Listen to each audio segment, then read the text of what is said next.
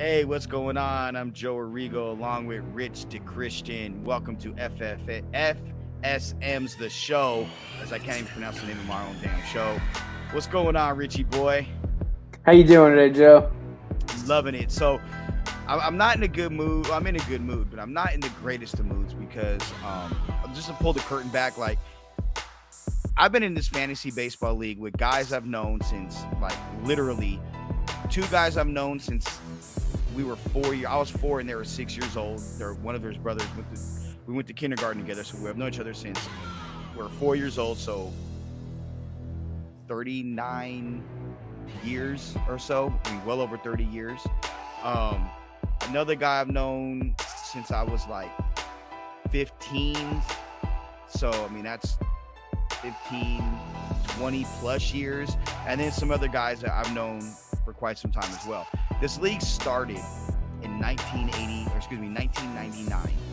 Okay, so this is how long this league. It's a fantasy league that we actually we started off as a two-person keeper league, and it kind of grew into now we have you can keep from 0 up to 8, but if you keep 8, your first round pick is the 9th round. If you keep 0, your first round pick is the first round. So the rosters are really deep, and really, if you lose somebody of significance to injury, unless you have a rookie that's hot, you're really screwed. Okay, so I've gone through a couple names, but the name that stuck with my team is Josama's Jihad. Now, That's great. The league, I am the preeminent head talker in the league, and I go on rants like Osama bin Laden would do videos. So that's why I changed my name in the league to Josama bin Robin. So not bin Laden, but Josama bin Robin, because I fleece people in trades in this league. I mean, I've gotten players like one of my best friends, Brian Cashman people. Bro, no, I traded Michael Franco. Okay, we're coming off a year. I think he would hit like 20-something homers for Francisco Lindor. Yeah. I've traded Ichiro. I have $3. I would like to purchase. I have traded Ichiro on the back end of his career for a rookie, Clayton Kershaw. I have my keepers are ridiculous. Okay, if you this on paper, I have the best team. But my team has no pitching other than Kershaw. Like, I struggle to find pitching. So before the show, guys, Rich and I were talking about the insane start that Aaron Judge has been on. I mean, you said, what's his OPS? 1.699. Damn, so 1,700. 1,700. Ridiculous. Unreal. He's a member of my Jihad, by the way. Same with Gleyber Torres. So he's just been getting you points every day. Gleyber hasn't, but he's been getting you points every day. Dude, Gleyber hasn't. Chris Bryant has been hurt. Slow start. Mookie. I got Mookie. Someone dropped him before the season, and we did a draft like 3.5, 4 years ago. I drafted him. I had him with my pick, and I've had Mookie. I mean, my outfield is Mookie Betts, Aaron Judge, and Bryce Harper. Oh, wow. And I have Luis Robert on my squad. Francisco Lindor, Chris Bryant, to the All-Star team last year. Gleyber Torres, Clayton Kershaw, Rafael Iglesias, Sean Doolittle, Dustin May. I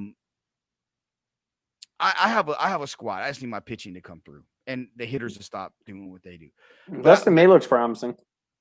Dustin May is one of the better young arms in baseball. Yeah. Let's just go to that. Enough of my fantasy team, which needs to start hitting. Gleyber, Chris Bryant, even good old Mr. Smiley, Francisco Lindor. Start hitting the ball for your boy. I need it. I need it. Well, Brian Lindor did just both go yard in the last day or so. So yeah, but Brian been messing with an injury. And Mookie, my dog, get healthy. Okay, so yeah, he hurt his finger, right? Yeah, his left middle finger. Which doesn't make sense to me. I mean, it does. It must be because he was holding those big stacks of cash and he was counting them after that contract, and he must have just messed his finger up, making sure he was counting the money right. Yeah, it's crazy. He hurt the finger on the swing before he hit his first home run as a Dodger. Wow. Like he's a stud. Did you just see the 305-foot seed he threw from the right field corner in Arizona? I absolutely did, and I was going to text you about that because I watched it, and I was in awe. I had to watch it 3 or 4 times, and it was just unbelievable because that's a decent sized outfield. That's not a short porch. No, that's huge. And he cannoned that thing into third. No doubt. He literally just said, you know what? It was Marte running. Marte was the base runner. After he hit that, tried to get a triple out of a double. And he was like, he's not Pujols. No, not at all. And he's also, I mean, my boy Arash Markazi from the LA Times was like, that's the best throw I've seen ever. And I was like, I texted him. I was like, Arash, like, do you remember Puig's throw? Like, Puig had a couple throws out there. He was like, yeah, this coronavirus and this pandemic keeping me cooped up in the house has me really fucked up. So I was gonna say Bo Jackson.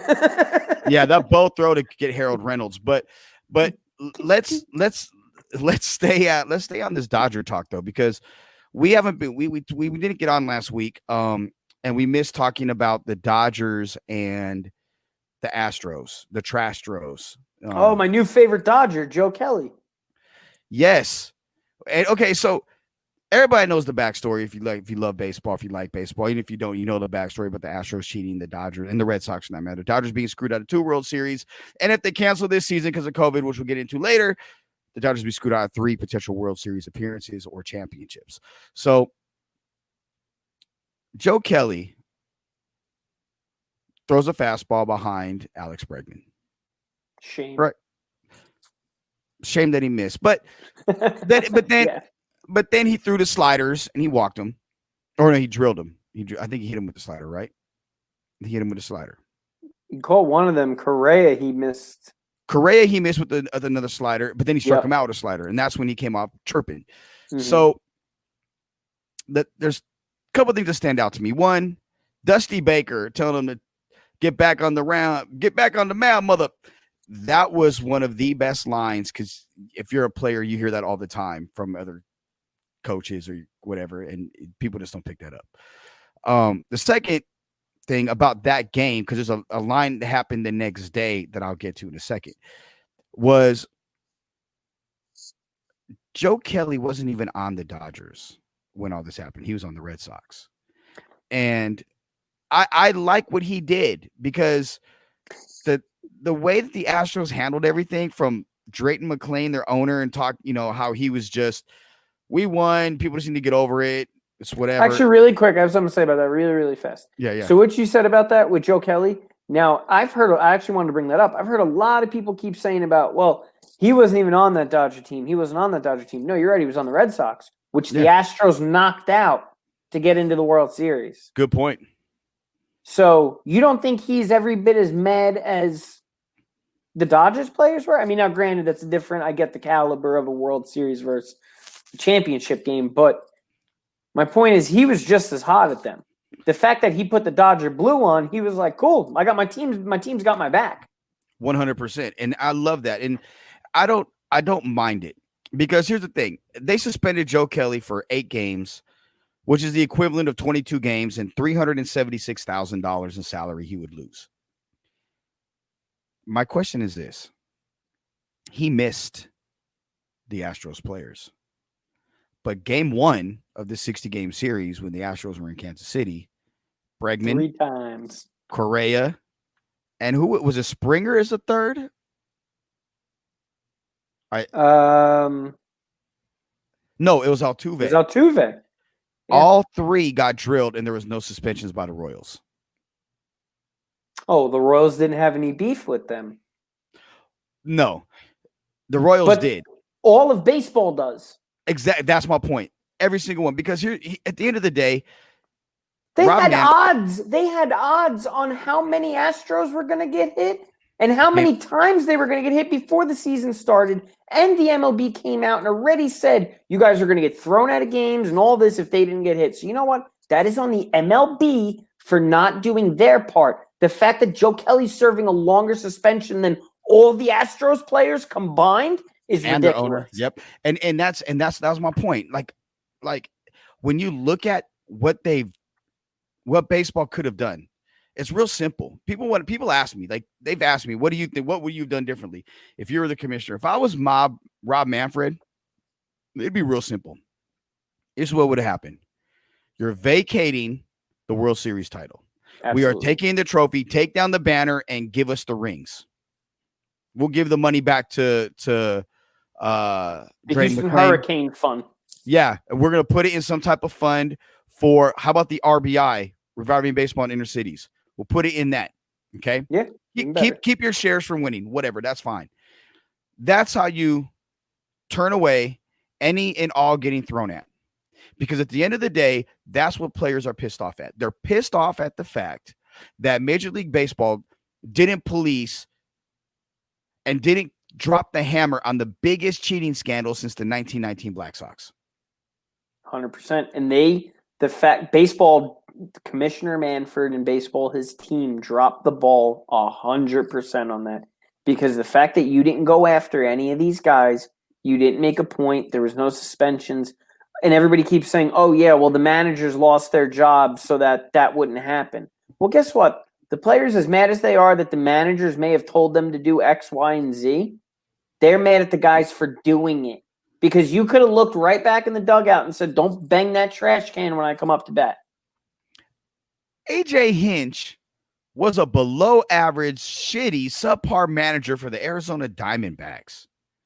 Banging the trash can made him an elite manager. Yeah. Carlos Beltran and Alex Cora, they masterminded it supposedly. The GM knew about it. Letgo, was that his name? Letgo? Something like that. Ludwig. Ludlow. Yeah, something like that. He knew about it. The whole organization knew about it. There's no way that they can go unpunished. Now, if I'm the players, I'm also pissed off at the Players Association. Because what you did is you negotiated a deal with the devil to say, oh, these guys won't be suspended. But we're going to get, yeah, we're going to be suspended throwing at them. Nah. And I believe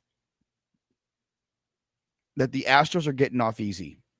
Not just by the protection order they have from the MLB, not Major League, yeah, not just from Major League Baseball by not having suspensions and not being fined and all that. No, they're getting off easy because there's no fans. I was just going to say that, and you know the fans screaming every time Altuve comes up to bat, cheater, and all these things, and they got away huge with that. And there's a lot of people that benefited from that, like players individually that benefited from no fans being there, taking pressure off of them. And I don't want to get into it huge, but like Stanton and Garrett Cole and some new guys on new teams where you look at, they're playing better that there's no fans in the stadiums, I think, because of that. Not necessarily Cole, but Stanton. Well, you know what? And I talked about this on another podcast we do here on Franchise Sports Media, the 70213 Laker podcast. I had said it on the show that airs on Wednesday, which is, as a Clippers pregame host and producer for a few years, DeAndre Jordan, I was there at Staples Center hitting 7 out of 10 free throws pregame by himself before anybody is there. But you put him in front of 55, 25, 30, 45, 50,000 people, he's shooting 40%, 30%. So I agree. Some guys play better without fans, but the Houston Astros would have been booed mercifully everywhere. And I contend, Rich, that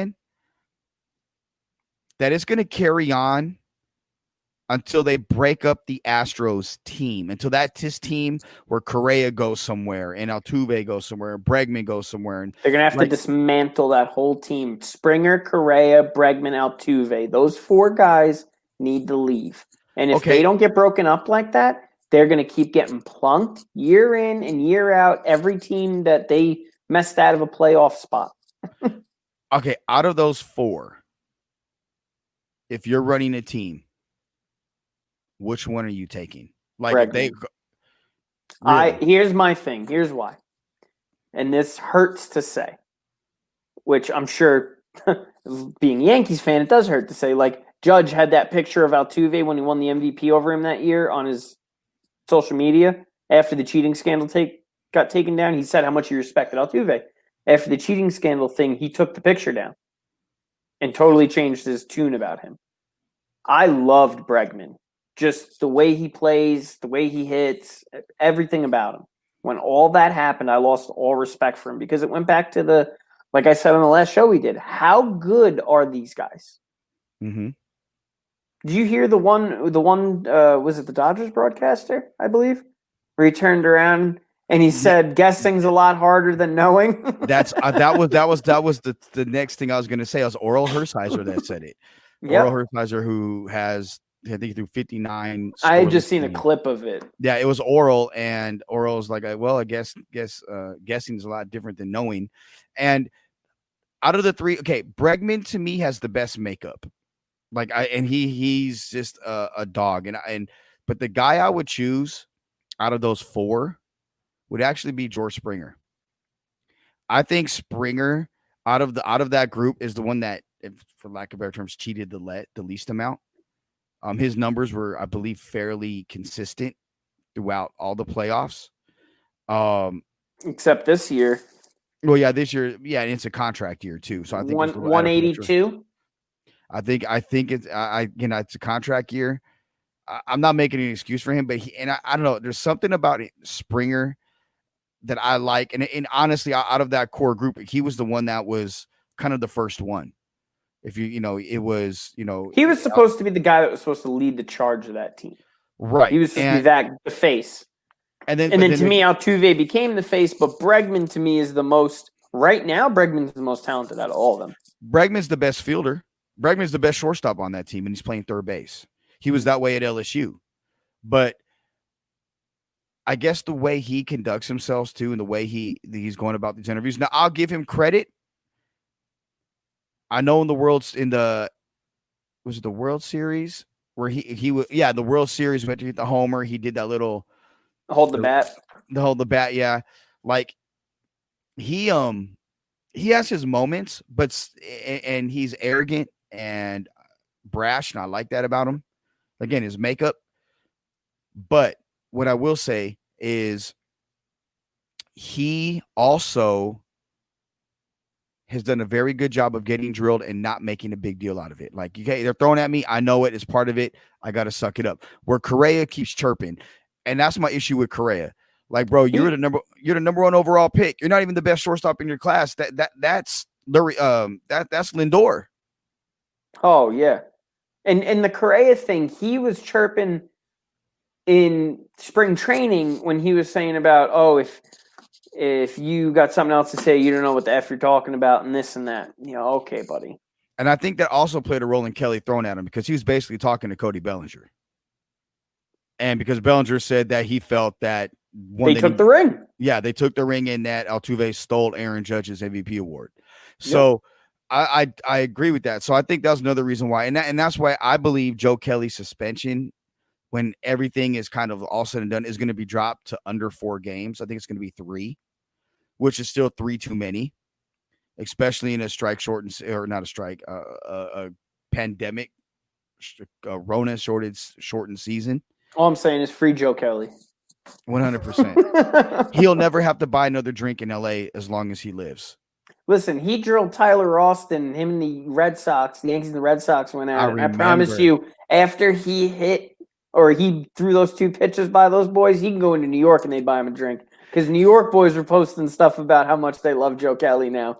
Because everybody wants at him. You know who I want to see get at any of them more, and who I think more than anybody might want to get them? And I think I said on the last show, Chapman at Altuve. Yeah, I could see that. He might blow his shoulder out trying to throw the ball at him. Hey, Chapman's, I know he's back from COVID, but he needs to get himself, he should get his strength up. Have you followed him on social media? The man looks like a Spartan. That's all he's been doing is working out. Well, I mean, I know pitching strength's completely different of getting in the game and playing, but he, when he gets those numbers up there, he'll be all right. But like I said, there's plenty of guys. Trevor Bauer's going to be a guy that he's going to throw some funny pitches at those dudes. Trevor Bauer is the best troller in all of Major League Baseball. Absolutely. His troll game is off the meat rack. It's funny. So we were talking about surprise teams and whatnot, and we gave some earlier in the year, or earlier on the first show, and I kind of, I wondered then how it would look if we would be right. I mean, we said this is a sprint, not a marathon, and we brought the team like the Cincinnati Reds to the table. But you look at three teams, and you're going to name a fourth. I know you're going to fourth and a fifth probably, but three teams in the National League teams with their winning percentages. One of them there has to be an asterisk by, but that's the Cubs at 818, the Rockies at 800, and then the Marlins at 750. But again, the Marlins have only played in a handful of games because of COVID. 4. Yeah, more, around there. Crazy winning percentages though. For I mean, who would have thought the Cubs, who's basically the same team other than hiring Rossi, David Ross as their skipper, and the Rockies, who were a sleeper team we picked. We really were. I'm really surprised that the Cubs and the Rockies got off to such hot starts. The Padres. Yeah. But we said the Padres were going to be a team to watch. Yeah, no, true. That is true. The Brewers, I'm actually surprised with 3 and 4. Yeah, they've been hit hard with guys that's not hitting. Yelich is off to a really slow start. And the Phillies, I mean, they haven't gotten to play a lot, and the couple games they did get to play weren't easy either. Yeah, but they're after a rough start. What do you make of that? Like, why do you think that you got guys that's off to such slow starts? And I think this comes back to the sprint marathon thing of how important this season is, or the game of baseball in general, where you having a hot month and a cold month doesn't look bad over 162 games. Over 60 games, you having a hot month or a cold month that starts raising questions of, I know how good a guy can be, but do you bench him? Because this is important. It's not, it's a sprint. So whoever's got the hot hand, give him the ball. Yeah, but you got to be careful because look at how many injuries are taking place for guys that you're giving the ball to. I mean, look, Roberto Osuna, I mean, he's got an alien right elbow. It's not looking good, according to Dusty Baker. Look at my guy from the Braves that tore his Achilles yesterday. Soroka? Yeah. Ohtani, he's not pitching the rest of the year. Carlos Martinez went on a 10-day DL or 10-day injured list. There's actually 39 non-pitcher injury or non-COVID IL stints for pitchers since opening day. That's up 50% from last year. 30 pitcher arm injuries. It's 150% higher than any previous opening day 10-game stretch that we're sitting in right now. That's crazy. So, now this is the whole. Is it because of the spring training and then the summer camp, the quick start to the season? Or is it guys trying to ramp up too fast? I mean, you would know better than me. I think it may be a little bit of both. To be honest, I mean, I think part of it is guys thinking that, okay, look, we're creatures of habit. So it's August. We're used to ramping it up and going. We're not used to throttling it back and then trying to get it back up like we do in, January, February, March, even April. So I think that's part of it. And honestly, I'm gonna go in opposite direction. That one that I don't think you would agree with. I don't. We've never discussed this. I think pitch counts have a lot to do with it, and how much of a detriment pitch counts are to pitchers. 100%. Biggest thing I ever think about is Matt Harvey. What was it, 2015 World Series against the Royals? Yep. I sat there and said, do not take this man out of the game. And you know what? That was my own pride as a man that used to pitch. That I was like, if you ain't taking me out of this game. And Look what happened.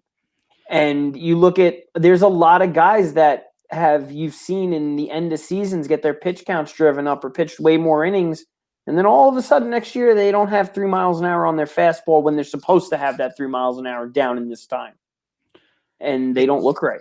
I look at guys like Don Drysdale, Bob Feller, Bob Gibson, Ron Guidry.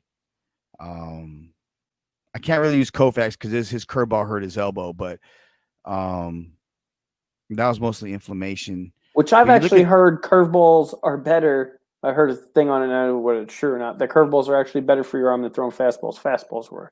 I don't know, but I look at those guys, and they didn't have arm problems, and they're throwing 100 to 150 pitches a game, 120, 125 pitches a game. I think part of what it has to do with it is you got guys like Kopech that just throw 100, 300, 405, and that's all they're going for is velocity and the amount of stress and strain on that arm, and I think that plays a role in it. Mariano Rivera threw one pitch his entire career, never had arm problems. David Cohn never really had arm problems. Dwight Gooden never really had arm problems. Nolan Ryan never had arm problems. Mike Scott. I mean, I can go on and on, but then you get to the guys that they are starting. Maddox never had arm problems. Glavine never had arm problems. You get the guys that really start really trying to, power pitchers that were really trying to go over the top. They had arm problems. So I think it has to do with more power than anything else. I don't think it has to do with pitch counts because the more you throw, the stronger your arm gets. I mean, as a kid that played baseball yourself, right? You probably went out and threw almost every single day of your life before you had arm problems. Yeah. I threw in as many games as I could, tried to get in as much as I could, threw every day, long ball, everything. Exactly. That's built your arm up, right? 100%. Made it stronger every time. And now they're telling you not to do that, and then they expect you to go out there and throw 95, 96, 97, 100 miles an hour or throw splitters, which puts more pressure on your arm, and all that stuff happens, and then what? You got torn. Now you're getting Tommy John. Exactly. So, I mean, with that being said, I think that plays a role in it. And then it brings up guys like Luis Patino, who the Padres called up, and he is a stud. This kid can flat out throw, and he's got filthy movement on his ball. They're starting him off in the bullpen, and then they're gonna, he'll eventually be a starter for him. The Padres are going for it, and you bring up a kid like this who's got this electric style arm, and if you're in a fantasy league, pick him up early. They're going to be very careful with him. Personally, if I got a hog, like what the Dodgers did with Walker Buehler, they gradually moved him up. You see it now with Dustin May. They're gradually, and I think for a team like the Dodgers who believe wholeheartedly in pitch counts and managing innings, and this helps them. But teams that are less stringent on it and are going for it now, I think it's going to hurt them in the long run. But honestly, this arm injury, like Ohtani, for instance, Ohtani coming out of Japan, you know this, was this bigger than life. He is the next big thing out of Japan. He's Ichiro, but can pitch. I mean, and they don't talk about enough how much these Japanese pitchers pitch before they even come over here. These guys from Japan, they've already pitched seasons, and they throw a lot over there. They get 6 days rest, but they throw every single day. There's no pitch count. They're throwing 120, 130, 140 pitches. Yep. Now, Ohtani comes here, and you want to limit that and throttle it back, and now all of a sudden he has to have Tommy John. Now his flexor muscle in his pitching hand, his pitching arm is messed up. Are you kidding me? Like, tell me, and you spent Artie Moreno is spending all this money on him for what? You ruined the guy's arm. I'm going to say outside of Angelos down out in Baltimore, Artie Moreno. Nah, Houston's was worse. Is the worst owner in all of professional sports, not in Major League Baseball, not professional. I was sports. gonna say, well, yeah, I have to bring up. I have to bring up, Daniel Snyder and James Dolan. yeah, Jimmy D and Haslam, and there's a couple others, but Artie Moreno's a piss poor owner. I mean, the Angels did a good thing in that I commend him for bringing up bringing Joe Odell up, who's a stud. I did see that. He looks good. He's got his hit today. Yeah, infield single, real dude, real dude. But guess what? Patino made him look silly in the World versus American All-Star game last year. 3 pitches. Silly, straight foolish, bro. Buckley. So, yeah. Hey, I don't like the Padres at all, but I'm high on that kid, though. I'm real high on him. I think Paddock's already shown he's going to be pretty good, but I think Paddock's going to be one of those guys where he might be another Verlander, another one of those big, strong, you talk about the pitching thing, Verlander, there's a guy that throws 120 pitches almost every outing and has gained speed on his fastball with age somehow. Well, I Benjamin think, Button. Yeah, I think he went and had some type of arm surgery this year.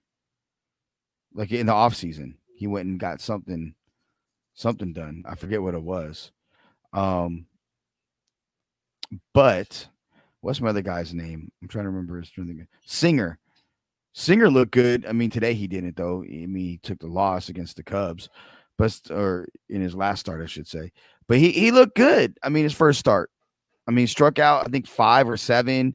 I mean, he's another guy that you're like, okay, I see you, big fella.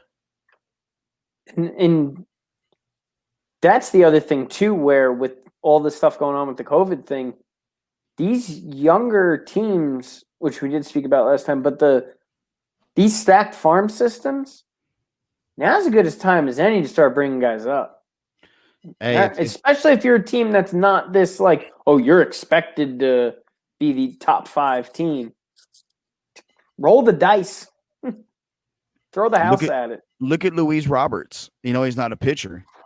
But I mean, guy is unbelievable, man. Like you text me 4 for 5 the other day. 4 for 6. Yeah, he was 2 for 3. 4 for 6. Like on Tuesday, it was like 2 for 4, 3 for 4, something like that. Like, look, you texted me the other day about Aaron Judge and the type of year he's having, best player in baseball, and I was like, yeah, Mookie and Trout got something to say about that. Then I joked, it was like tongue in cheek, but it was like Luis Roberts, like, hey, he's right there. He's right there. I mean, he's raking in on the South Side, and he's just a guy that he's an elite athlete playing baseball. I mean, he's a freak. Oh, absolutely. That guy could play.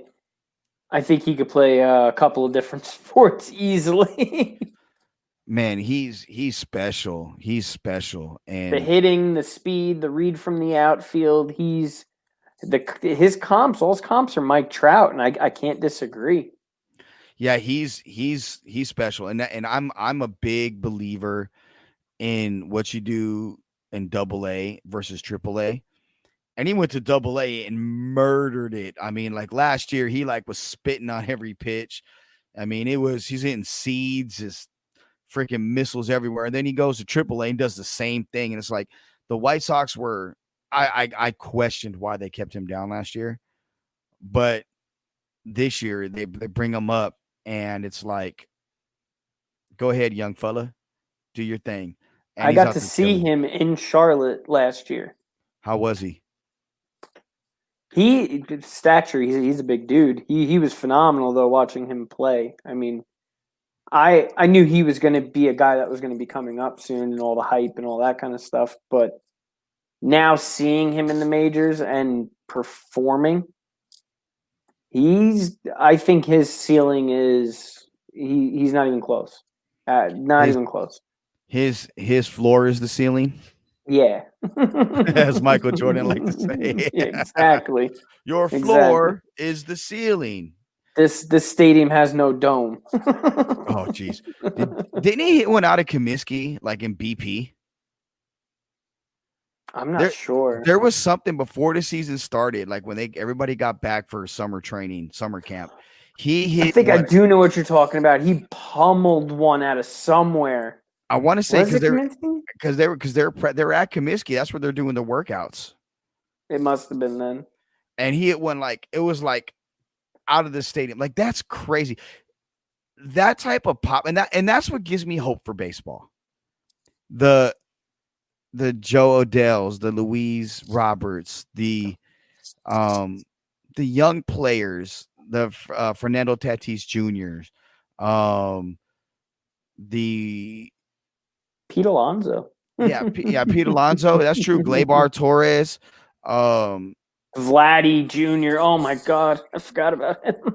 Bo Bichette and Bo Bichette, yeah. Biggio. I mean, opening day. Isn't Clemens kid in that? I think he is. Organization. I think he is. And there's another one. Holiday? Yes, but they're starting infield, and their 1 through 4 batting order was the first time in baseball history. It was 4 major leaguers' sons on the same team that hit the first 4 spots in the lineup. I think they did it on purpose to make history, but that's pretty cool. That's also smart. They were like, you know what? Forget all this stuff about let's go scout this guy, scout that guy. I know that kid knows what he's doing. His daddy was so-and-so. So the funny Dodger story, at one point in the Dodgers organization, they could have had Vladimir and Wilmer Guerrero. They kept Wilmer. He ended up playing second base and bounced around the league. And then Vladdy obviously was in Montreal and then the Angels. Pedro and Ramon Martinez. They traded Pedro as part of a deal that actually brought Eric Davis to the Dodgers. Because it was like then it was Delano DeShields also was a part of that he came over. So DeShields was a Dodger, and then Pedro went to Montreal. Tony Gwynn Jr.'s, they had Anthony Gwynn in their organization, and he made the show and played a reserve outfield role for them. So the Dodgers have had so many players' sons. Bellinger, yeah, that's a great example. Bellinger is one, yeah. That's to me, but they always choose to keep the wrong one. You keep Ramon, you let Pedro go. You keep the Wilmer and you let Vladdy go. What in the hell? Yeah, they can't make the right picks on that one, on that front. No, just whatever your initial instinct says, do the other one. Yeah. Oh man, yeah. King Derek Jeter's son, and his other son we like better. Yeah, keep the one you don't like. Exactly. Sorry, son, you're fired. What do you mean? No, we're not doing this again. They even had Preston Mattingly. They had Donnie's son in there before he stopped playing ball and went to go hoop. Like it's crazy. Like Donnie was sad though. It is. Oh, like, why? Why, oh, why? You brought up Dustin May earlier, and we were talking about these young kids. That 99-mile-an-hour two-seamer he threw. Bro, I just foot a break. Yeah, it's like it starts at 11 and it ends up at 5, and it's like at 99. That's unfair. Man was giving out $5 footlongs all day. 99 mile-an-hour $5 foot. And 85 cents because he's wearing number 85. Like, hey, bro, but real talk, like, look, Dustin May, I hope to God, for his own sake, he has a very long and successful Major League Baseball career. Because he is ugly as hell. He is really unfortunate looking. Oh, God. You ain't modeling, Dustin May. But you got a catcher's face, not a pitcher's face. Oh, God. I don't even know if he's got a face for radio, bro. Like real the way things are now. No, Ginger Guard. Oh, oh, dude. I love that nickname. I'm sorry. He's filthy. Like, I mean, his two seamer is wicked crazy. He's built different. He's built real different. And the Dodgers, between him, Bellinger, and Urias, those three really good young guys. And you got Kershaw, and then I like Buehler a lot. I feel like he's got to figure one little thing out, and he's fixed. Yeah, he didn't look good last night though against the Padres. There's a couple of starts where he doesn't look good. I feel like there's one niche in his game that's just got to be tweaked, and he's going to turn that corner and be one of those guys on that next level of that top tier. What do you think it is? Maybe learning where his zone needs to be or where his pitches work. That because you look at other guys where they pitch a certain way and it took them a while. True. Bueller's what? Third year? So, I mean, even down to... This is like 2.5. You look at Syndergaard and DeGrom. Everybody thought Syndergaard was going to be that guy, and then two-time NL Cy Young winner later, Jacob DeGrom's actually that guy. But, I mean, all these guys, though, Garrett Cole, Justin Verlander, Max Scherzer, in the beginning, they all struggled. They all had the stuff. They just didn't all tie together. I feel like Bueller's going to be one of those guys, though. But that's the thing with Dustin May. Dustin May hasn't really struggled, especially now. I mean, think about it. The dude finds out hours before the opening day. I mean, it was kind of like, hey, you may start tomorrow, but it's hours before his start. You're getting opening day nod because, Clay Dog hurt his back. And then you go there and you throw a gem against the Giants. I mean, he is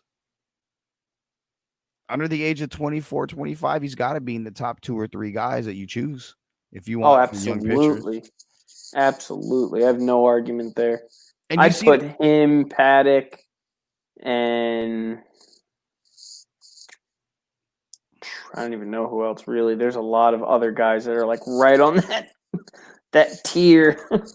What I like about him is he's got good makeup. The moment never seems too big for him.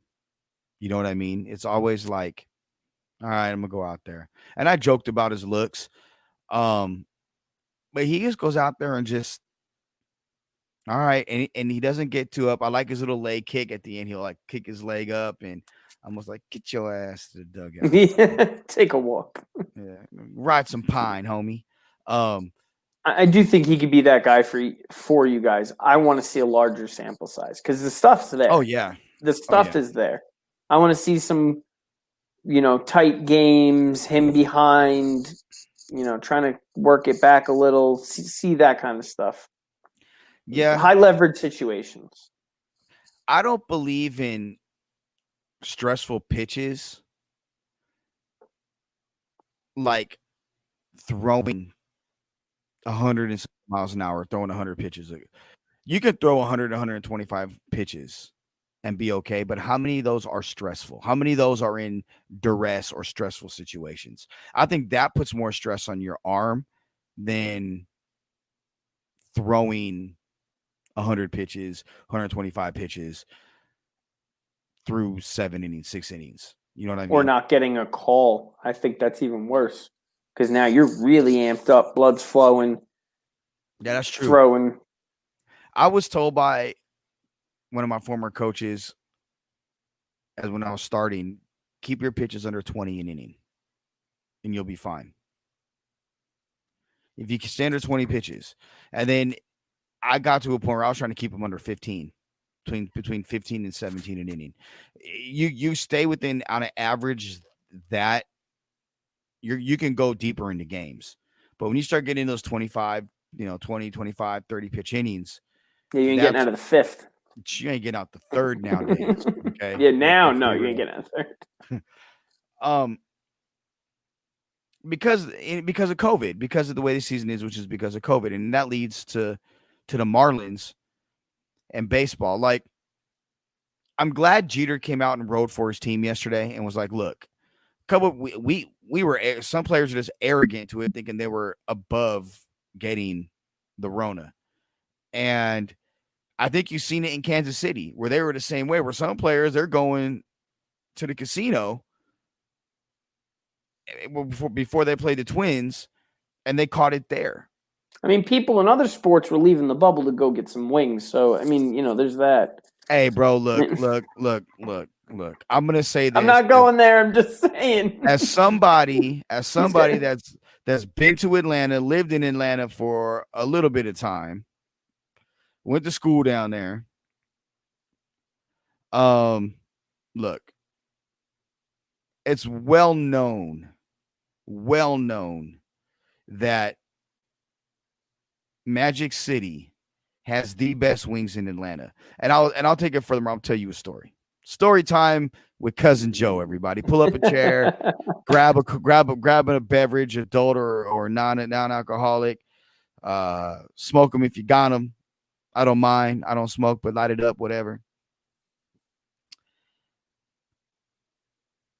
TQ, the other co-founder, my partner in franchise, he's a recording artist. And when he was in Atlanta, this was probably like 96, 97, around there. Squeeze and I were in Atlanta. He was touring. No, it was like 98. It was 98 because it was 98. And this is in, I want to say September, October-ish, right around there. It was in the fall. He's like, "Hey, I got this show I'm doing down in Atlanta. I'm gonna be down there. Want you down there?" I said, "Yeah, hang out." So we're hanging out, and a cousin of his says, "Hey, like, let's meet up and have some lunch, like a late lunch, and talk some business." Like, yeah, hell yeah, let's do that. So we get in the car because he had a house there back then. We jumped in the Mercedes, and because he was into that stuff back then. And we drove over. We drove, and he goes, "Right, go pick up his cousin." And he's like, "Hey, where are we going?" He goes, "We finna go to Magic City." "What are we going to the strip club for? What the fuck we going to the strip club for?" "Nah, bro. We trust me." So I'm like, "Okay, look, all right." So we go, and we're pessimistic. Strip club, lunch, like food at a strip club.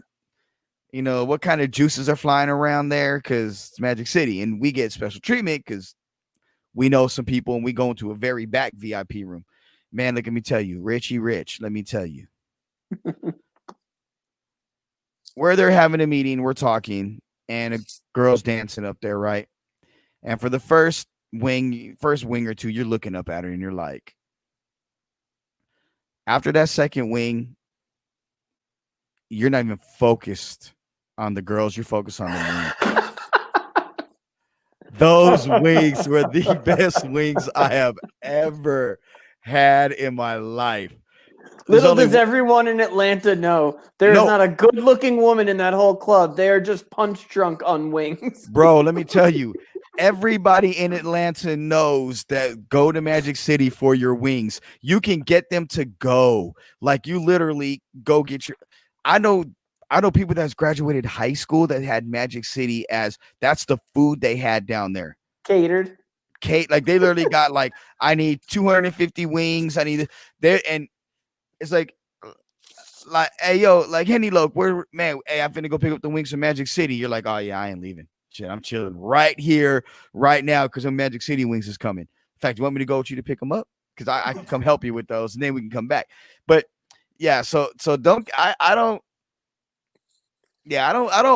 blame Lou Will for going and getting those wings there. I'm not hating on Trill Will. I get it, and I've heard from a bunch of people now. Hearing it from you is different, but I've heard from a bunch of people now about how great the food was there, and the wings especially. The catfish too. Oh my Lord. Whew. But getting back to what we were saying about baseball and the people spreading the virus, if y'all can't enforce it in a bubble.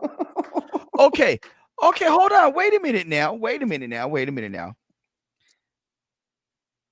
The NBA has had 3 COVID blanket tests over almost 400 people, and there's been 0 positive cases. No. NBA did everything right. I am not hating on what the NBA did. I'm just saying in a situation like that, people were still trying to find entertainment, and I've heard a lot of other things that possibly could be going on down there, but whatever. I'm not going to go down that road. I'm saying baseball and what we might possibly see with even football is that these guys can do whatever they want when they're in these cities. They could go to Top Golf, the strip club, the casino, the whatever, and who knows what happens. You have one night, you come in, you slap 10 guys on your hand team, and you got a Marlins situation. And not even that, just the clubhouse when the visiting team. I mean, look at the Phillies and Yankees series. I wouldn't have went. I'll get dressed in the hotel, put my cleats on the bus, and we'll go play. Drop me off in the back gate. Yeah, and like I felt bad for the Brewers series, to be honest with you. I mean, that was their first home series, and a couple of Cardinals just felt like, hey, let's go out there and do the damn thing and come and that's back. What the Marlins did, and you end up in the same situation. Now, in fairness to the Marlins, they've had no positive tests since they've all kind of been quarantined. That includes coaches and players. So let's hopefully they get that in order. I know the Cardinals, I mean, Nick Yachty, Carlos Martinez. I mean, those are 2 guys right there. That's not a good look, especially with Yachty. You are the leader of that franchise. You've been the franchise face now for a few years. Future manager, possibly. Yeah, he's, man. Do you know who I'm surprised isn't a manager? Like, you brought that up, and it's something we didn't even discuss talking about. Roberto Alomar. Roberto Alomar was a freaking He should be skipped somewhere. I know Sandy's taking over the Indians right now while Tito's out. But but I would think Roberto Alomar should have been at least if he wanted to. Maybe he doesn't want to. I don't know. Well, that there's a lot of people like that in professional sports that I feel like A-Rod, I feel like he could have been a really good manager or a good GM. Hell yeah. Because he's very intelligent. And I'm as a Yankees fan, I didn't even like him. I'm being honest with you. I didn't even like him that much as a Yankee. I mean, don't get me wrong, I liked him because he was a Yankee, but I didn't even like him that much. I wasn't hyped on him. But after baseball, one of my favorite dudes. Guy's so intelligent, is unbelievable. You know what? Let me ask you this. Do you want him to buy the Mets? Yes, I would love to see him buy the Mets because I think he could actually be the guy to turn that franchise around and go, no, this is what we need to do. These are the people we need to bring in. Stop doing X, Y, and Z with your experiments and bringing in 4 veterans to try and fill a team up every year that are guys that are way out of their prime that were an MVP, when I was born. Do you think you'd have to do the same type of undertaking DJ had to do with Miami with the Marlins? No.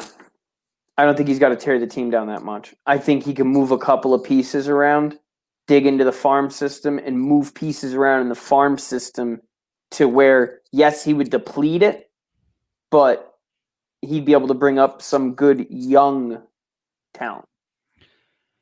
Not the old where the Mets always, have a bunch of young talent and then sign the 3 geriatrics every year. I don't want him to buy the Mets, and it's for selfish reasons.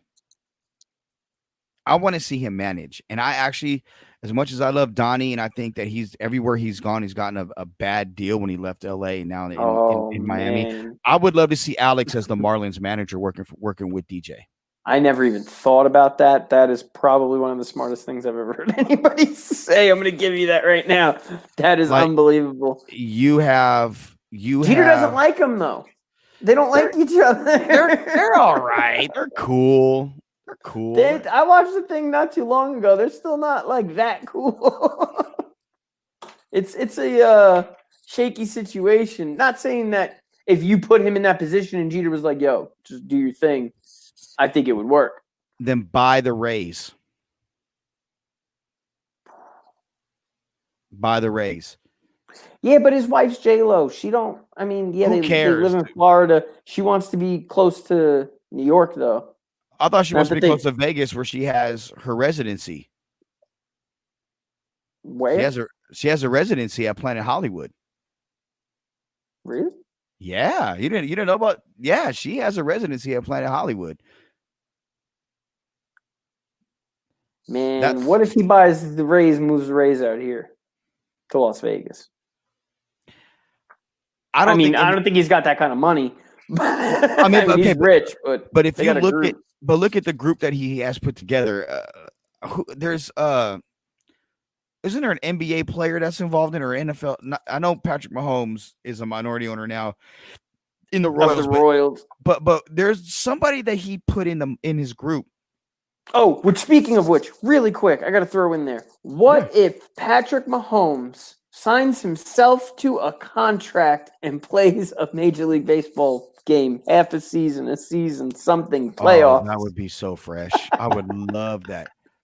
The most G move in the history of moves. He's like, you know what? You got to start me tonight. That would be so fresh. I would be all about that, bro. All about. You kidding me? Thought about it the other day, and I'm like, I would do that if it was me. And I'm like, playing hey, tonight. Hey, scribble the card out. You see this pen right here? Put my name down. I'm going 5 for you. Don't trip. I got it. Oh, you don't want it? Guess what? You're fired. You're gone. He gone. That would be wild, though. But I would like to see. But see, I like A-Rod as a skipper. That would be, I think. I wanted the Yankees to sign him over Boone, and I still feel that way. I love Boone. Don't get me wrong.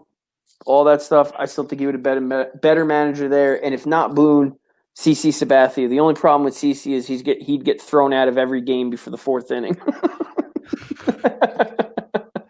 CC should manage the Marlins. Or him and Jeter like each other. That would work. Yep. Bring Posada on as a Jorge. Like, look, if I'm Jeter, the ultimate. Dude, no, the ultimate Derek Jeter move. If he really seriously, and it wouldn't happen because Donnie's there, but it would be the perfect scenario. You get a team that's just on the cusp of winning. And let's say Mattingly's not there, right? They bring in somebody else, whatever. And you fire him and hire Joe Torre.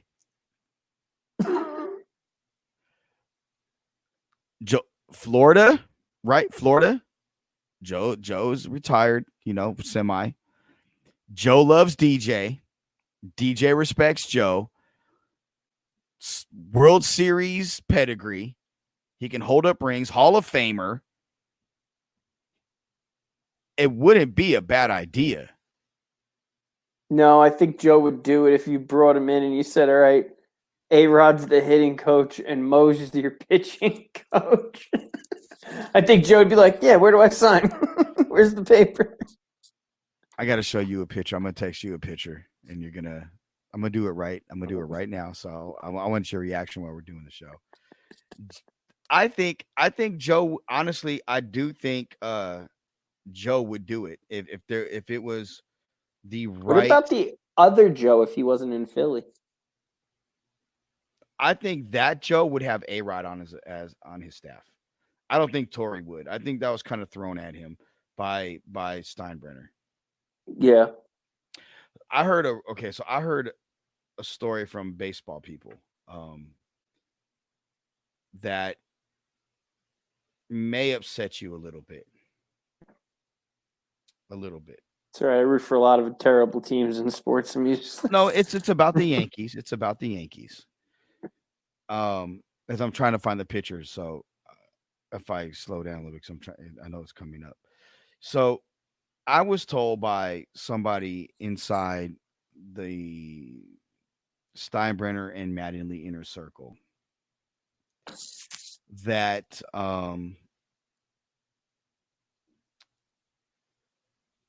Donnie Baseball was promised that when Joe retired or left, that he'd be the skipper.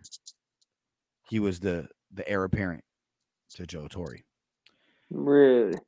And Mr. Steinbrenner, God rest his soul, Mr. George Steinbrenner, had been dealing with Alzheimer's dementia. And so during the process, it was a foregone conclusion in Donnie's mind that he was the next manager of the Yankees. But Mr. Steinbrenner, because of that horrible, terrible disease, which I lost my grandfather to. It's the worst. Terrible. For lack of better terms, forgot. And when Don went for his interview, he was like, "Donnie, what are you doing here?" And instead of Don being really prepared for the actual interview, because he thought it was going to be his, it was like a formality that it didn't go well. And that's when Girardi got hired as a skipper. And that's when Donnie left and went to LA to be the heir apparent to Joe in LA. That's crazy. How that may have changed the landscape completely up there. I don't think Donnie would have left, honestly. And I would love to see Don. I would love to see Don.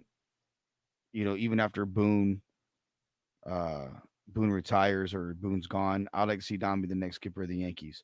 But he's got to do so under one condition. Truthfully, and I say this with all due respect. He's got to grow the mustache back. He's got to grow the stash back. He's got to grow the stash. I don't know if they'll let him. Oh, that is a great picture. You look like a much younger fella in that picture. So to go ahead and describe the picture. It is you in a Dodgers hat with one of the greatest managers in baseball ever, Joe Torre. Oh God, that's great. Yeah, he when I was on the Beast 980 in Los Angeles, he came through to the station. It was a Dodgers Cardinals series. It was when Puig got thrown at and him and Molina got it. And he was on my show live as it's happening. Like we're like literally we have the in major markets we have like 3 TVs going on there, and you have the game on, like the Dodger game on one TV, ESPN on another, but like we had the Dodgers game on in the monitors down, you don't hear it. And we're literally talking ball, right? And all of a sudden, like we're like, yeah, the Dodgers, and he's talking about them. All of a sudden he's like, he looks at the TV and he kind of looks at me, and I'm looking at the other TV and I'm like, oh, we got action at the Dodger game, bro. 15 seconds later, his phone rings. We go to a break. We take a break, a hot break. It was Bud Selig calling him, telling him to talk to him about what's going on because he was the dean of discipline at the time. Only in Los Angeles, I tell you. It was so funny. But he was there cutting a PSA for his wife's foundation to stop battered women, which or spousal abuse, which is dope. So we're talking about that. He just popped in, and a guy named Joe Safety. Joe Safety was the Clippers PR guy, head PR guy for over 20 years. He left before the Donald Sterling situation happened, like months before. And he has stories behind that where Joe was trying to help prevent him from getting in that situation, but dude wouldn't listen. And then he was actually, where you would find interesting, he was the We Are Family PR guy, head of PR for those Pittsburgh Pirate teams, and was the Yankees PR guy for a few years when Donnie was a rookie through I think his MVP year. And he's actually the godfather of 2 of Don's children. Oh wow. Yeah, Preston and then the youngest one. So the one that was just born. So Joe said, he goes, "Hey kid, hey, come here. Hey, you want JT?" And I'm like, "Which JT? Who are you talking about?" "JT's up here cutting a PSA. You want him on the show? He only do it. I only want to put him on your show because it's you." And I was like, who's JT? Joe Torre, you dumbass. And I was like, hell yeah. And then thought you meant Justin Timberlake for a minute. I was like, okay, JT the Brick, Justin Timberlake. No, I don't know, Joe Tessitone. I don't know who you talking about. Like, but it was great, dude. Joe Safety is, God bless him. That's one of my favorite people in the world. I loved working with and for him. That guy is an American classic, I tell you. So a very interesting thing happened on Tuesday night for the Oakland A's. They had their second walk-off grand slam of the season, which marks the 17th time in MLB history that a team has 2 walk-off grand slams in the same season, but it's the first time by the A's. What about the first time in like about a week and a half, 2 weeks? Yeah, Chapman, and then it was Piscotty tonight. I mean, to do it twice in a season, that's crazy. But to do it twice in a month, or half a month, a 3-week span. Yeah, yeah, it's about a month. The thing about the Chapman grand slam was I watched the game like the night before, like the I think it was the first game between the A's and the Angels to kick off the year. Chapman played like dog crap. I mean, he had errors. He got thrown out at home. He hit a triple to tie the game up. Gets on third, pass ball, gets caught up in a rundown because of how it careened back to the catcher. And he tried to like stutter step to get back versus just going back where he probably would have beat it out. It was bad, bro. It was, I mean, and then for him to come back and the next night or two hit the grand slam was a cool ass moment, I think. But with Stephen Piscotty hitting it on Tuesday night, you know the story about his mom, right? His mom passed away. Well, ALS. Yep. And the Cardinals, he asked the Cardinals to kind of trade him closer to home, and they traded him back home to Oakland, so he can be closer to his mom. And he hit that he hit a home run right after she passed, like his first game back. Yeah. So I root for guys like that, you know. Oh yeah. I love that. Cool. Those kinds of stories you hate hearing about why it happens, but the triumph, the phoenix rising from the fire is always the best part of those stories. Absolutely. Tuesday was also an important day in Major League Baseball history. A very important day. Back in, I want to say 1989, 1990-ish, I believe, around then. Yeah. The Chicago White Sox had just kind of brought up a year or so earlier, this third baseman that broke the all-time NCAA hit streak, named Robin Ventura, Gold Glove winner. I think he was a skipper for a little bit, wasn't he? Mets. Yeah. And he went to the Mets. Yeah, went to the Mets too. I forgot he was the Mets. And he's going against some old, broke down, just shell of himself pitcher for the Texas Rangers named Nolan Ryan. I think I've heard of him. Yeah, some guy you heard of. Once or twice. Yeah, he hasn't done anything but thrown 7 no-hitters in the World Series with with the 69 Mets and all-time strikeout leader. But this more than cemented. This there needs to be a statue in front of the barbecue pit that is the Texas Rangers Stadium now. Robin Ventura charges them out after getting beaned by Nolan Ryan. And you're thinking, and you're 20-something years old. The first thing in my head would be, one, why am I charging Nolan Ryan, first of all? Okay. Because that pitch would have hurt like hell, even in his 40s. The second thing is, I better not get my ass whooped by Nolan Ryan because he's in his 40s. Nolan Ryan, like, he thinks they're just gonna dance. Nolan Ryan like grabs him, puts him in a headlock, and just starts just taking off on his dome. Pop, pop, pop. Bloodied his face. And I don't think Nolan Ryan got kicked out the game. He didn't. He went back to pitching with a bloody jersey and a bloody face. There is a signed photograph. You could ask my roommate. I want that picture so bad. And it's just him holding him in the headlock, punching him. He's bloody. And then there's another photo of him standing on the mound after that, the glove in his hand, getting ready to pitch. He's still covered in blood. And I'm like, that's baseball. That right there should be the statue in front of the Ranger Stadium. Or the MLB logo. Hey, I wouldn't mind that. The him in the headlock and him hitting them.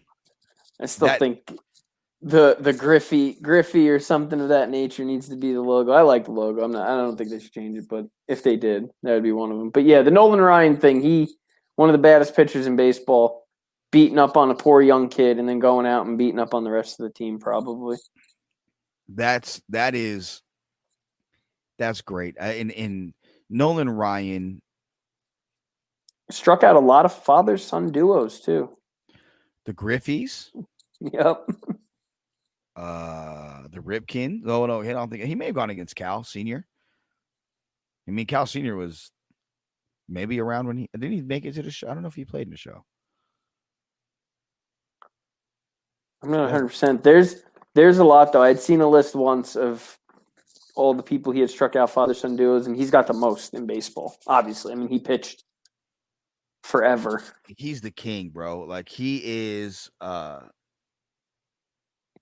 I remember I went to Angel Stadium or Dodger Stadium, and he was with the Astros. I was probably about 8 or 9, and he was pitching for the Stros then, and yeah, because he was going against Fernando Valenzuela, and I tell you, bro, that dude was bringing it.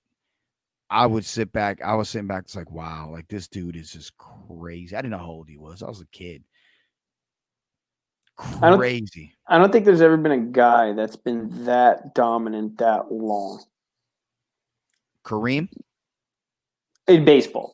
Oh, in baseball? No, just baseball. Like where you look at pitching, you look at a guy that just could start his career pitching and end it on that level of just. He probably could have thrown at least 3 or 4 more years. Oh, I believe it. Like, yeah, he could have went. I think he could have went a little longer as well, and he had such great stuff though too. That was the biggest thing. So when you bring up father-son duos, and I wonder, other than the Griffies, and I think Bobby Bonds is a little hyped. Barry was the one that carries that one.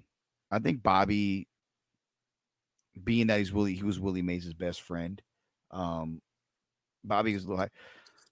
But I think the Bonds duo was one that he struck out too. Have you ever wondered why, for the most part, elite Major League Baseball players, guys that are Hall of Famers, their kids aren't as good? And to think, I mean, they have all the resources to be better than their parents. Resources does not mean they have the drive or the want, the passion. There's different kids, as you know, the ones that want to follow their parents, the ones that want to do the exact opposite. You know, Mariano Rivera, his son is a pitcher in the Nationals organization years ago. I mean, doesn't mean because your dad's the greatest closer of all time that you're going to be the greatest closer of all time, or, you know, Barry Bonds or any of these other guys. I think the one that's really going to show out, and who already has, is Vladdy Jr. I think he's going to be that one that he could possibly.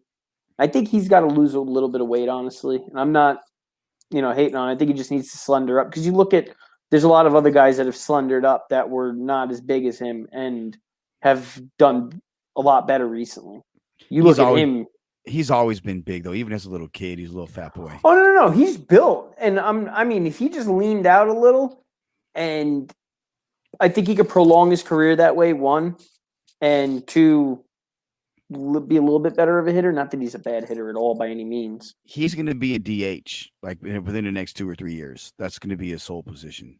I know he can field. He can pick him. He's got an arm, but I think he's gonna be a lot like Prince Fielder.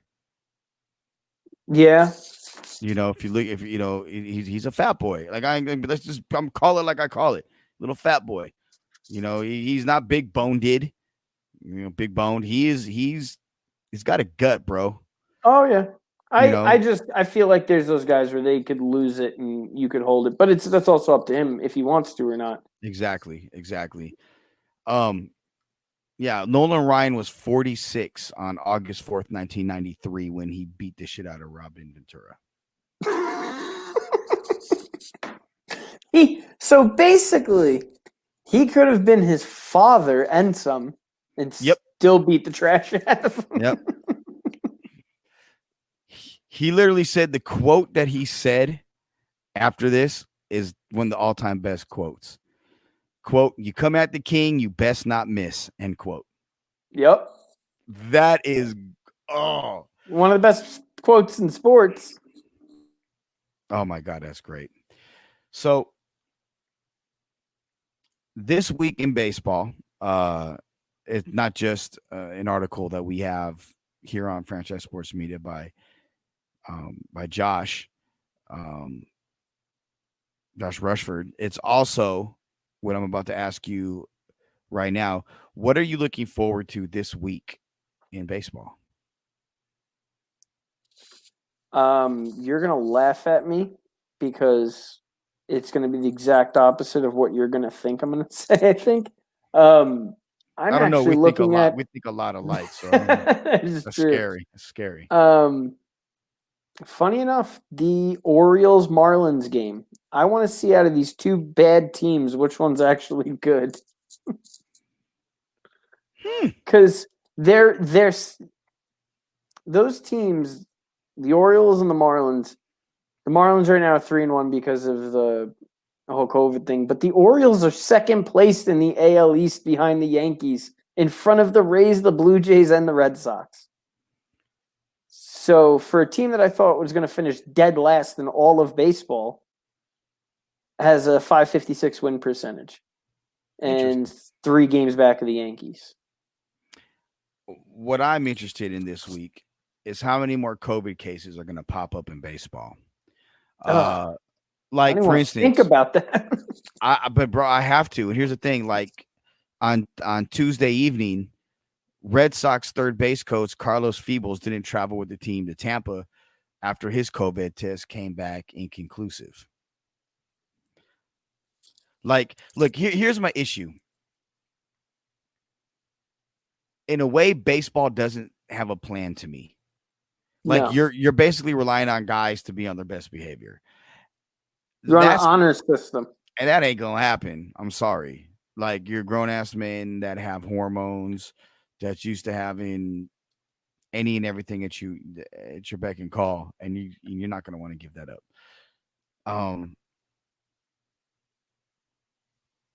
I'm scared that the season's gonna get shut down.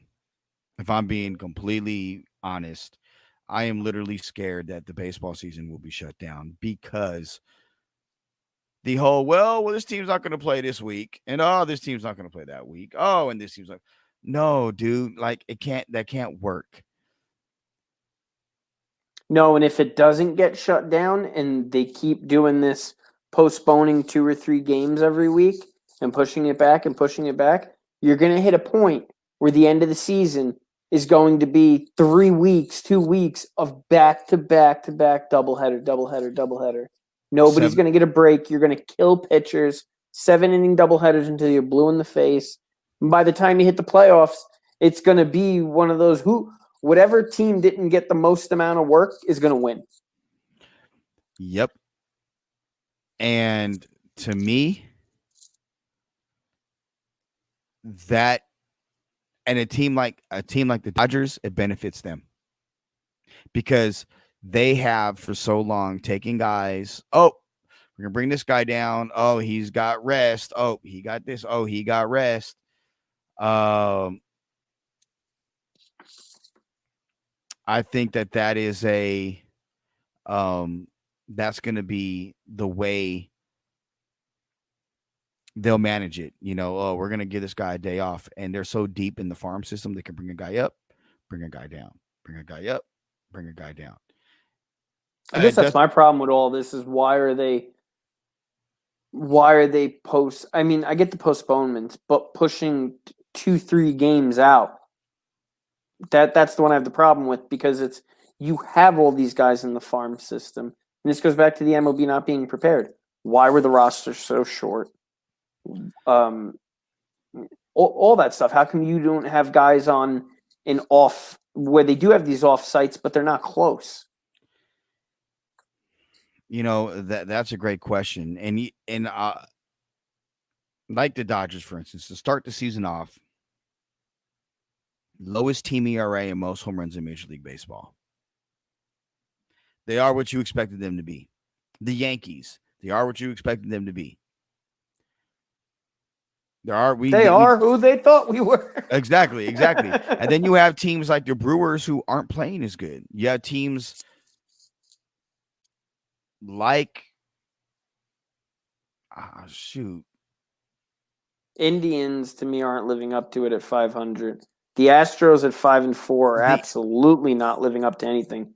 The Angels at 3-7 is sad. No, it's not. He said, no, it's not. For Rendon, Trout, Pujols, Ohtani, you go down that list. It's kind of the worst one. I think is the Phillies, but they're 1-3, so you can't really. Yeah, but then you have teams like the Padres, and like you said, the Orioles, the White Sox, the Reds. You have those teams that are surprise teams. Even the Marlins, The Rockies. Do you think the Rockies are legit? No. I think the NL West is coming down to the Dodgers and the Padres, and there's already some bad blood. Tuesday night, Justin Turner was hit, and Dave Roberts thought it was intentional, and referenced that on Monday night's game, he got into an exchange with Fernando Tatis. Now he did say, quote, that was a 2-out situation, that nobody on base, and Lement had good command to lose one like he did. I'm not going to say it was intentional, but it's noted, end quote. So, the Dodgers ended up winning that game on Tuesday night. Dustin May was lights out, but Dodgers can't afford to lose Justin Turner. No. They have the Rios kid who they have high hopes for, but you can't afford to lose Justin Turner. Not for an extended period of time. And I guess the Rios kid, he was hit by a pitch in the toe. So, and he had, x-rays negative on his toe, as well. So I find it interesting that you have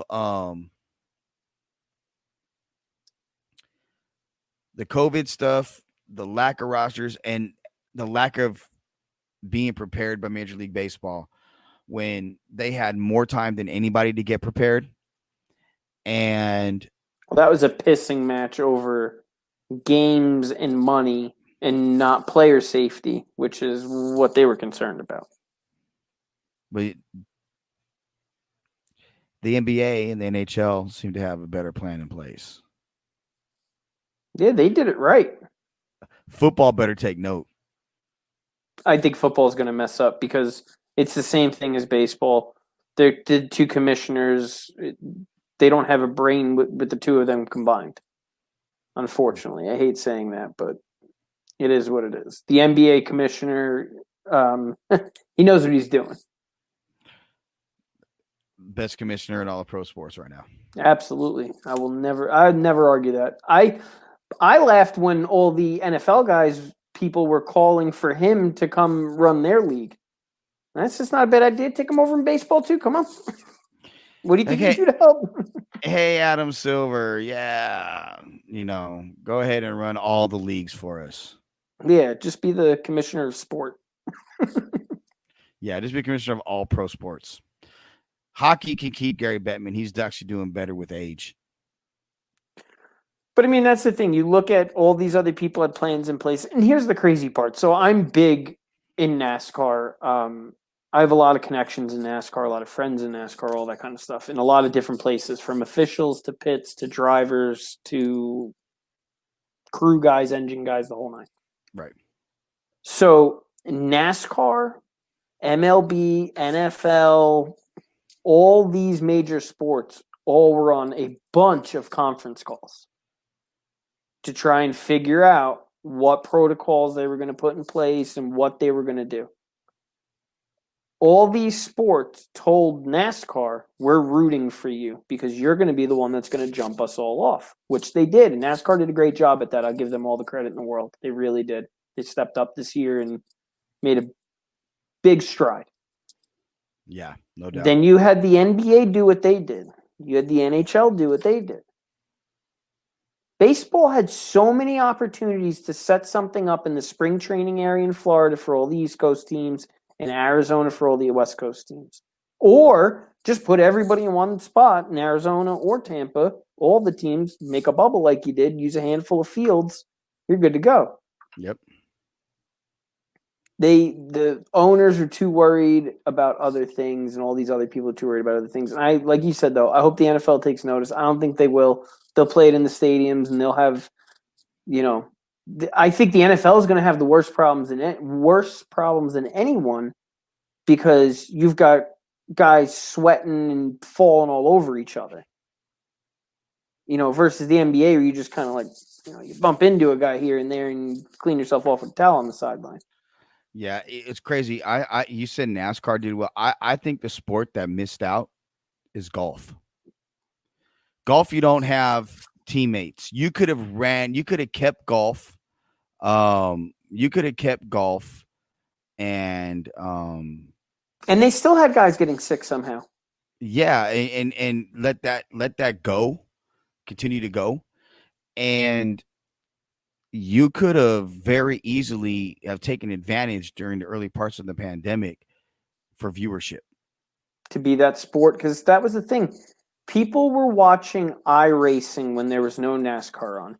People were watching 2K League when there was no NBA on. Bro, okay. I love cornhole. I think it's one of the funniest things. I'm really good at it too. You're going to tell me you're watching the Johnsonville Cornhole Championship all day. I was watching it too, so I'm not even hating on you. I know. Every time it's on, I will go back and rewatch it. I literally look. I want to join a cornhole league in Las Vegas. Like, I'm dead ass serious. I want to find a league and join it. I have such a good time, and I'm good at it. Like, I have my own set. I bought my girl for Father's Day. Her and her mom got me a set. What's gonna be your cornhole name? Cornholio? I need TP for my bunghole. I'm Cornholio. Hey, butthead, shut up. Kick your ass, asshole. Yeah, dumbass. No, I it would be no name. I just be me. But I like cornhole, and I was watching a ton of cornhole, and you know how many people I'm at my girls. We pull out the cornhole, we pull out the we measure it out, get to tossing the old cornholes.